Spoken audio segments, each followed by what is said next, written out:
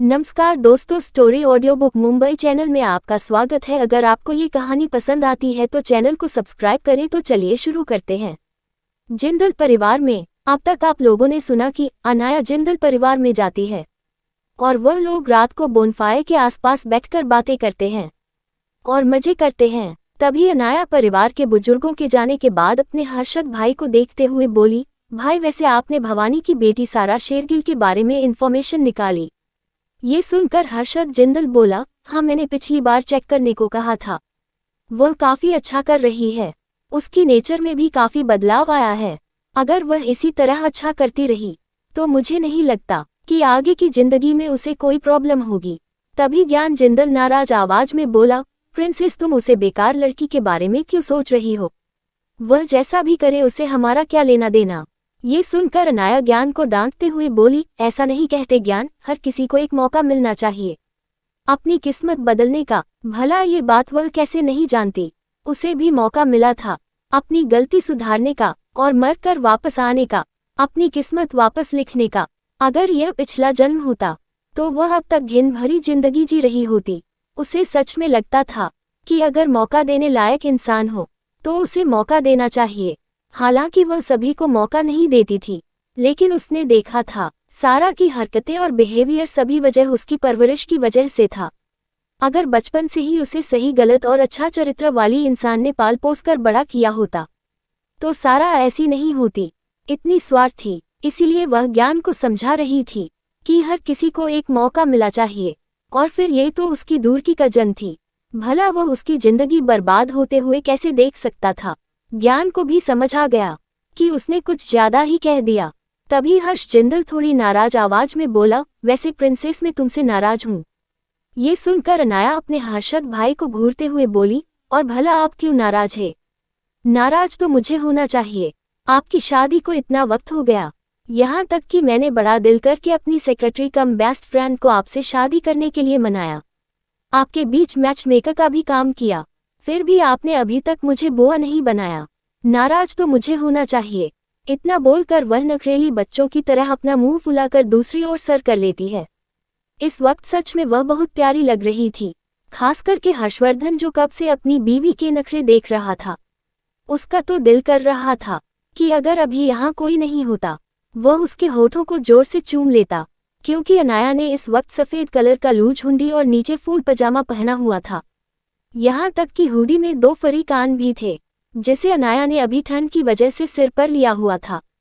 उसके बाल बाहर झांक रहे थे। इस वक्त वह सच में क्यूट लिटिल रैबिट लग रही थी और उसकी बीवी का अंदाज हर्षवर्धन का कंट्रोल खोने के लिए काफी था। अगर वह भी सबके बीच नहीं बैठा होता और वह अपने मेंशन में होता तो वह अभी एक झटके में अनाया को अपने बेडरूम में लेकर जाता और जी भर कर उसे प्यार करता और उसके शरीर पर अपनी प्यार की निशानियां छोड़ता। ये सोचकर ही हर्षवर्धन अंदर से हार्ड होने लगा था। उसने सारी चीज अपने दिमाग से निकाली और वह अपनी बीवी को देखने लगा। वहीं अनाया की बात सुनकर तो हर्षद और रेशमा दोनों को ही शर्मिंदगी महसूस हुई। रेशमा ने तो अपनी नजरें चुराना भी शुरू कर दिया, लेकिन हर्षद थोड़ी नाराज आवाज में बोला, प्रिंसेस बात बदलने की कोशिश मत करो। मैं सच में तुमसे नाराज हूँ। तुम्हारे साथ फ्रांस में इतना सब कुछ हो गया और तुम्हें एक पल के लिए भी ऐसा नहीं लगा कि तुम्हें हमें इन्फॉर्म करना चाहिए? क्या तुम्हारी नज़रों में हम इतने बेकार हैं कि हम तुम्हारी मुसीबत में मदद नहीं कर पाएंगे? ये सुनते ही आकाश जिंदल और ज्ञान जिंदल के कान खड़े हो गए।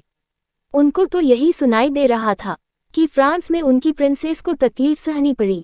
वह दोनों एक साथ बोले, क्या हुआ प्रिंसेस? उसने तुम्हें वहां पर परेशान किया? मुझे बताओ, मैं उसे मारूंगा। वहीं उन दोनों की हरकत देखकर अनाया को हंसी आ गई। सच में उसे काफी जल्दबाज भाई मिले थे। वह उन दोनों को शांति से देखते हुए बोली, कुछ नहीं हुआ। आप दोनों इस तरह से चिल्ला क्यों रहे हैं? फिर वह हर्षद जिंदल को देखते हुए बोली, भाई आपको इस बारे में कैसे पता चला? इतना बोलकर वह अपनी तीखी नजरों से पास ही बैठी हुई रेशमा को घूमती है, क्योंकि उसे बहुत अच्छे से पता था कि हर्षद को पता चलने का सिर्फ एक ही रीजन हो सकता है और वो रीजन थी रेशमा। वहीं अनाया की हरकत देखकर वह एक पल के लिए डर गई। जाहिर सी बात है, वह उसे अपने दोस्त मानती थी, यहाँ तक कि अब उसकी भाभी थी, लेकिन फिर भी उसकी हड्डियों में अनाया का डर बैठा हुआ था। आखिरकार वह उसकी बॉस थी और सबसे पहले वह जानती थी कि वह कितनी खतरनाक और क्रूर हो सकती है। इसीलिए अनाया की नज़रें देखते ही वो हर्षद जिंदल के पीछे दुबक गई। वही हर्षद जो हमेशा ही अपनी बीवी को प्रोटेक्ट करता था। वह अनाया को घूरते हुए बोला, प्रिंसेस, इस तरह से रेशमा को डराने की जरूरत नहीं है। उसने मुझे कुछ नहीं बताया। वह तो मैंने उसकी बातें फोन पर सुन ली थी और मैंने जिद की तो उसने मुझे बता दिया।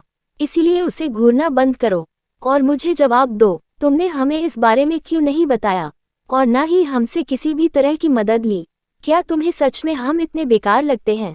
अनाया को सच में हल्का सा बुरा लग रहा था क्योंकि हर्षद जिंदल उसे घूर रहा था। तभी आकाश जिंदल थोड़ी नाराज आवाज में बोला, हर्षद भाई, आप दोनों बकवास बाद में करना, पहले मुझे बताए कि यह चल क्या रहा है और कौन सी मुसीबत। तो हर्षद जिंदल जो कुछ भी फ्रांस में हो रहा था उस बारे में छोटी मोटी बातें उन्हें बता देता है। थोड़ा बहुत तो उसे भी पता था, आखिर फ्रांस इतना भी छोटा देश नहीं था। वहाँ की अंदरूनी लड़ाई कौन नहीं जानता। सब कुछ सुनने के बाद सभी भाई अनाया को घूरते लगे। जाहिर सी बात है उन सबको भी अनाया से जवाब चाहिए था। उन सब की बातें सुनकर अनाया नखरीली आवाज में हर्षवर्धन को देखकर बोली, हब्बी देखो, ये सभी लोग तुम्हारी क्यूट बीवी को घूर रहे हो। तुम्हें अपनी बीवी के लिए जस्टिस चाहिए। वही यह सुनकर हर्षवर्धन को सच में अनाया पर प्यार आ रहा था। उसकी बीवी खुद सामने से सबको बुली करती थी और अब जाकर वह मुझे जस्टिस मांग रही थी। वह उसके माथे पर किस करते हुए बोला, ठीक है चलो, तुम्हारे आराम का वक्त हो चुका है। पिछले कुछ वक्त से तुमने आराम ठीक से नहीं किया है, चलो सो जाओ। इतना बोलकर वो अनाया को अपनी बाहों में उठा लिया। वही जिंदल ब्रदर्स तो बस अविश्वास से हर्षवर्धन को देखते रहे क्योंकि जिस तरह से हर्षवर्धन बात बदलकर अपनी बीवी को बचा कर ले गया था।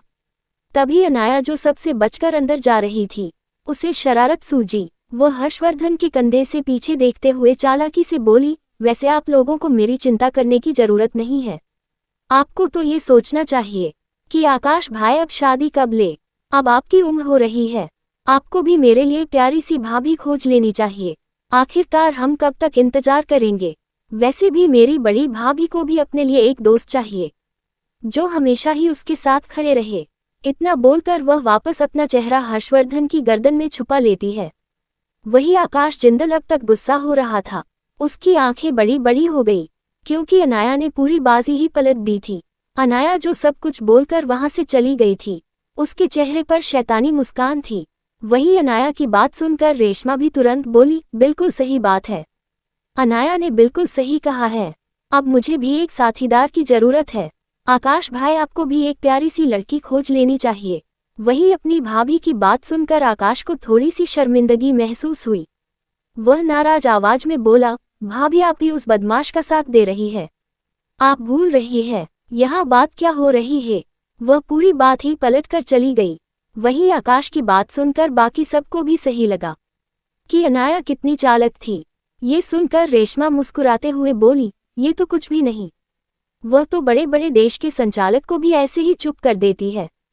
तो फिर हम तो मामूली लोग हैं। उसकी यही आदत है, जब भी उसे किसी चीज से परेशानी होती है तो वह सब कुछ दूसरों पर डालकर वहां से चली जाती है। वही ये सुनकर वह तीनों भाई भी मुस्कुराने लगे। आखिरकार उसकी प्रिंसेस की बात थी जिस बारे में वह नहीं जानते थे। तभी ज्ञान जिंदल अपना हाथ उठाते हुए बोला, रुको भाई, आप कहाँ बात घुमा रहे हैं? अभी हम प्रिंसेस से नाराज थे। प्रिंसेस ने इतना सब कुछ हो गया और हमें बताया भी नहीं। ये सुनकर रेशमा प्यार से ज्ञान को देखते हुए बोली, ज्ञान, तुम्हें ये सोचने की जरूरत नहीं है। तुम्हारी प्रिंसेस इतनी भी कमजोर नहीं है, वह ताकतवर है और उसके पास पावर भी है।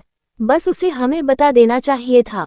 उसकी वही गलती है और कुछ नहीं। हर्षद और आकाश भी उसकी बात से सहमत थे। आखिरकार अनाया सच में कैपेबल थी। तभी ज्ञान बोला, अंडस्को भाभी, क्या सच में प्रिंसेस पहले भी ऐसी थी, इस तरह से शरारत करती हुई? ये सुनकर रेशमा अपनी यादों में खो गई।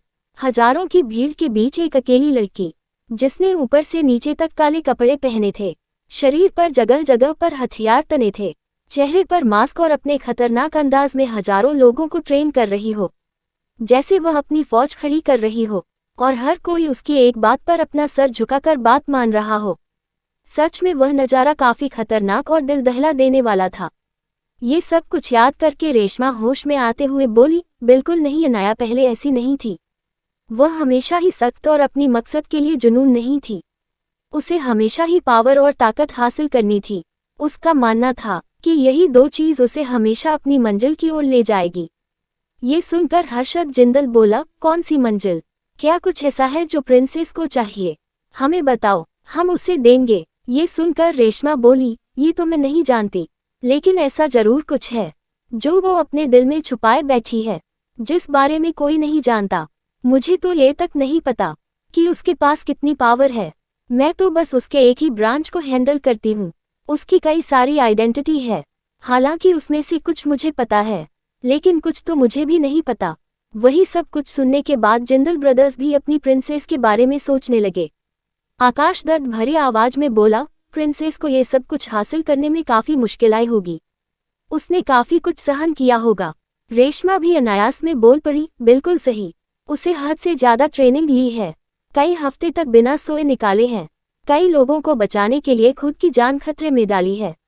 लोगों को बचाने के लिए क्या कुछ नहीं कर गुजरी है। सच में पावर और ताकत ऐसे ही नहीं आते। उसके लिए बहुत कुछ बलिदान करना पड़ता है और अपनी जान को भी रिस्क में डालना पड़ता है, तब जाकर वह पावरफुल लोग आपके सामने झुकते हैं। ये कहते हुए वो याद करने लगा कि अनाया ने अपनी जिंदगी में कितना स्ट्रगल किया। उसने लोगों को अपने आगे झुकने के लिए कितनी मेहनत की। काबिलियत ही सब कुछ नहीं दे देती है, उसके लिए आपको मेहनत भी करनी पड़ती है। ये सब कुछ याद करके एक पल में ही वह अपने पिछले वक्त में चली गई। वहीं रेशम की बातें सुनते हुए तीनों भाई भी अपनी बहन के लिए दर्द महसूस कर रहे थे। आखिरकार यह उनकी लिटिल प्रिंसेस थी, और यह जानकर कि उसने अपनी जिंदगी में क्या कुछ नहीं सहा होगा, उन तीनों का ही दिल दर्द करने लगा। उन तीनों ने ही दिल में ये ठान लिया कि वह बहुत ज्यादा पावरफुल बनेंगे और अपनी प्रिंस को प्रोटेक्ट करेंगे। क्या हर्षवर्धन और अनाया पड़ेंगे कोई नई मुसीबत में? क्या होगा जब अनाया की प्रेगनेंसी की न्यूज मिलेगी जिंदल परिवार को? अगर आपको अगला एपिसोड चाहिए तो लाइक करें, कमेंट करें और चैनल को सब्सक्राइब करें।